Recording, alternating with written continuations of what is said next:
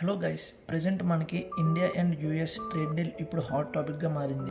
ఈ డీల్ వల్ల మార్కెట్స్, ఇన్వెస్టర్స్ అన్నీ ఇంపాక్ట్ అవుతున్నాయి, including Indian rupee. US Indian goods మీద టారిఫ్స్ అప్ టు 50%కి ఇంపోజ్ చేసింది. యూఎస్ ప్రెసిడెంట్ ట్రంప్ టారిఫ్స్ని ఇంకా ఇంక్రీజ్ చేస్తారని హింట్ ఇచ్చారు. మన ఇండియన్ కరెన్సీ 91 రూపీ per డాలర్కి ఫాల్ అయింది. ఎఫ్ఐఐస్ కూడా మనీని విత్డ్రా చేస్తున్నారు.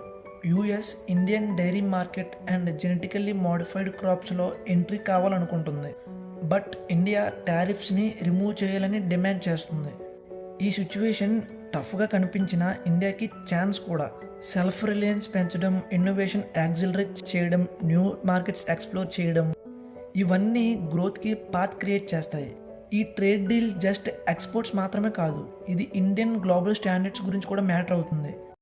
టారిఫ్స్ రిమూవ్ అయ్యే వరకు ఇండియన్ రూపీ అండ్ మార్కెట్స్ ప్రెజర్లోనే ఉంటాయి. ఇండియా స్ట్రాంగ్గా స్టాండ్ చేస్తుంది. మీరు చెప్పండి, ఇండియా కాంప్రమైజ్ అవ్వాలా లేదా స్ట్రాంగ్గా స్టాండ్ చేయాలా?